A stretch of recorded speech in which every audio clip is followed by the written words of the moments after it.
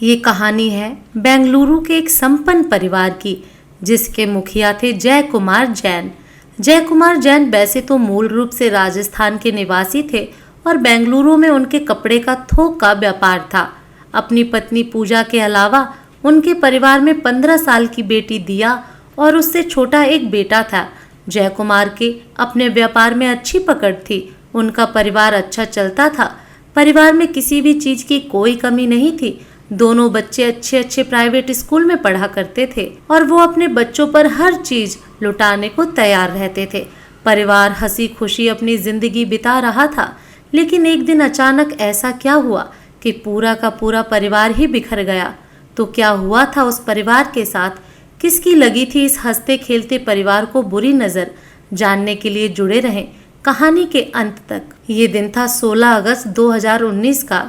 जय कुमार की पत्नी और बेटे को पुदुचेरी में एक फैमिली फंक्शन में जाना था। जय कुमार को बिजनेस का कुछ काम था और उनकी बेटी दिया को पढ़ाई करनी थी, इसलिए वह दोनों वहां नहीं जा सके। जय कुमार जैन उसी शाम को अपनी पत्नी और बेटे को रेलवे स्टेशन छोड़कर घर वापस आ गए। घर आने के बाद अपनी बेटी के साथ डिनर करते हैं और रात को अपनी बेटी दिया अपने पापा के लिए दूध का ग्लास लेकर आती है। जय कुमार की आदत थी रात को दूध पीकर सोने की और हर दिन की तरह वह दूध पीकर अपने कमरे में सोने चले गए। दूसरे दिन यानी 17 अगस्त 2019 की सुबह सुबह के लगभग 7 बजे पड़ोसियों ने जय कुमार के मकान की खिड़की से आग की लपटें और धुआं निकलते हुए देखा। पड़ोसियों ने तुरंत फायर ब्रिगेड और पुलिस को सूचना दी। इसी बीच जय कुमार की बेटी दिया ने भी शोर मचाकर मदद मांगने की कोशिश की। तब पता चला कि जय कुमार उसी आग में फंसे हुए हैं। लोगों ने मदद करने की कोशिश की, लेकिन आग की लपटें इतनी ज्यादा थीं कि कोई भी कुछ न कर सका। इसी बीच फायर ब्रिगेड की गाड़ी पहुंचती है और घर के अंदर जाकर बाथरूम में लगी आग को बुझाने लगी। कुछ ही देर में आग बुझ गई, लेकिन आग बुझने के बाद बाथरूम में जय कुमार की झुलसी हुई लाश देख सबके होश उड़ गए। जय कुमार के मकान के बाथरूम में आग लगने से मरने की जानकारी मिलते ही मोहल्ले में सनसनी फैल गई। अब पुलिस भी वहां पहुंच गई थी और मौका-ए वारदात पर पुलिस ने पूछताछ करनी शुरू कर दी। जय कुमार की बेटी दिया ने पुलिस को बताया कि सुबह पापा नहाने के लिए बाथरूम में गए थे, तभी अचानक शॉर्ट सर्किट हुआ और आग लग गई। दिया ने बताया कि उसने आग बुझाने की कोशिश भी की, लेकिन कुछ ना कर पाई। उसके चीखने की आवाज सुनकर पड़ोस का रहने वाला एक लड़का प्रवीण भी मदद के लिए आया, लेकिन वह भी कुछ नहीं कर सका। यहाँ तक कि आग बुझाने की कोशिशों में दोनों के हाथ तक जल गए और फायर ब्रिगेड आते आते जय कुमार बाथरूम में ही फंसे रहे।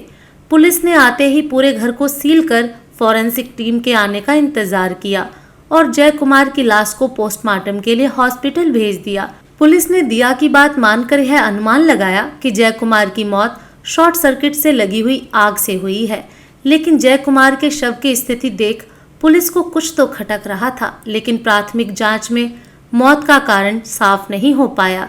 इसलिए पुलिस पूरी पोस्टमार्टम रिपोर्ट आने का इंतजार कर रही थी और तब तक मामला दर्ज कर जांच पड़ताल शुरू कर दी। पुलिस ने अलग अलग टीम गठित करके जांच को आगे बढ़ाया और निश्चित किया कि कोई भी पहलू न छूटे।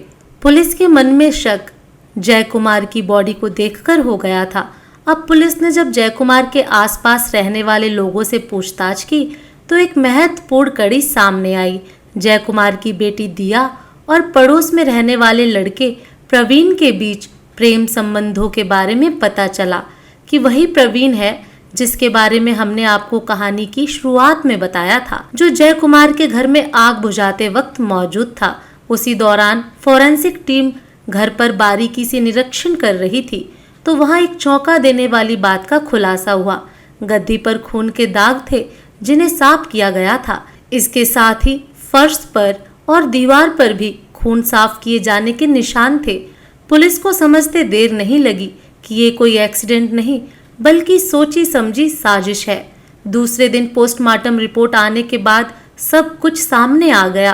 पोस्टमार्टम रिपोर्ट से पता चला कि जय कुमार की मौत झुलसने से पहले ही हो गई थी। उनकी हत्या किसी धारदार हथियार से हुई, ना कि आग लगने की वजह से।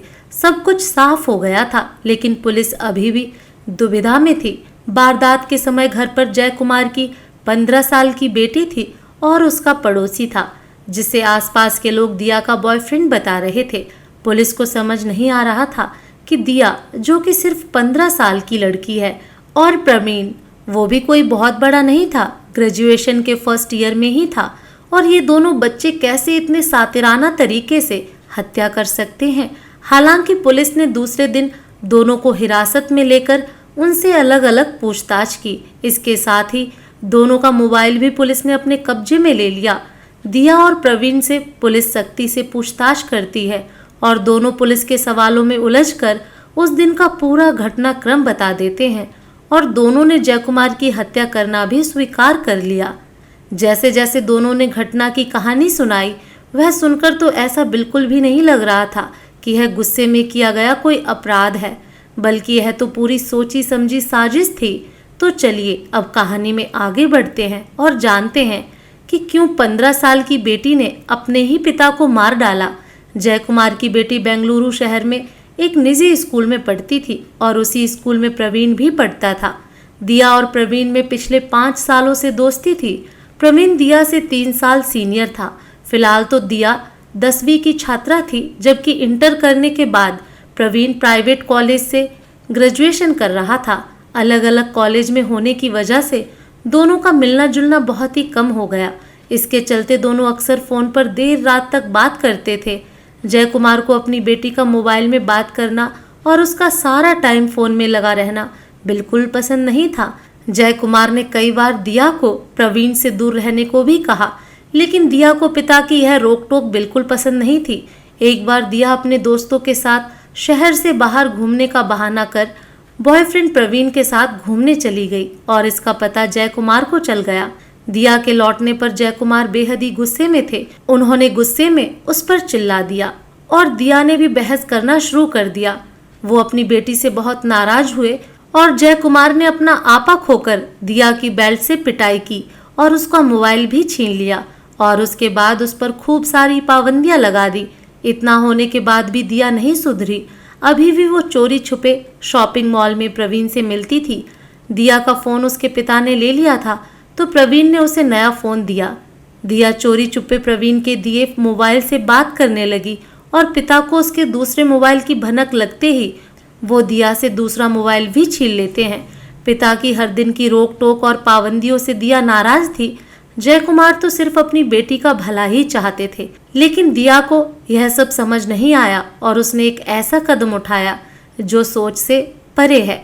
हिरासत में दिया ने बताया कि वह पिछले 1 महीने से अपने पिता की हत्या की योजना बना रही थी और प्रवीण के साथ मिलकर हत्या की योजना को अंजाम देने का मौका खोज रही थी।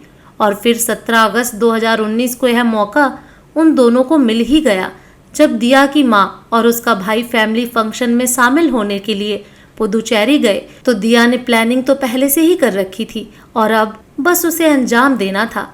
जय कुमार अपनी बीवी और छोटे बेटे को रेलवे स्टेशन छोड़कर घर आए। तब उन्होंने दिया के साथ डिनर किया, लेकिन डिनर के बाद दिया जब उन्हें दूध देने गई तो उसने दूध में एक नींद की गोलियां मिला दी थी। जय कुमार दूध पीकर कुछ ही देर में बिस्तर पर बेहोश हो गए। पिता को सोया देख दिया ने कन्फर्म किया कि गोलियों का असर सही तरह से हुआ या नहीं। पूरी तरह संतुष्ट होने के बाद उसने प्रवीण को फोन कर घर बुला लिया और फिर उन दोनों ने बिस्तर पर पड़े जय कुमार पर चाकू से बड़ी ही बेरहमी से कई बार वार किए, जिससे उनकी वही मौत हो गई। इसके बाद दोनों शव को घसीटकर बाथरूम में ले गए और हत्या के सबूत मिटाने के लिए कमरे में फैला खून और दीवारों पर लगे खून के धब्बों को साफ करने लगे।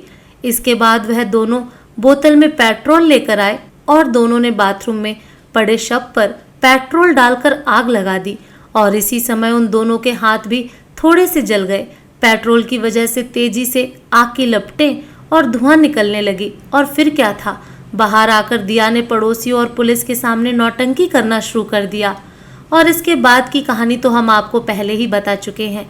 दिया नाबालिग थी, इसलिए उसे बाल सुधार गृह भेज दिया गया और प्रवीण जेल में अभी भी सजा काट रहा है। जहां पिता ने अपनी बेटी के लिए बड़े बड़े सपने संजोए थे, वही सपने उस बेटी की आंखों में चुभने लगे और उस नादान नाबालिग लड़की ने अपने प्यार के बीच में आ रहे पिता का ही कत्ल कर दिया और इसी प्यार की वजह से अपना पूरा हंसता खेलता परिवार बिखेर कर रख दिया। तो ये थी एक स्टोरी, और ऐसी ही स्टोरीज के लिए हमारे चैनल को सब्सक्राइब करें, लाइक करें और शेयर करना ना भूलें।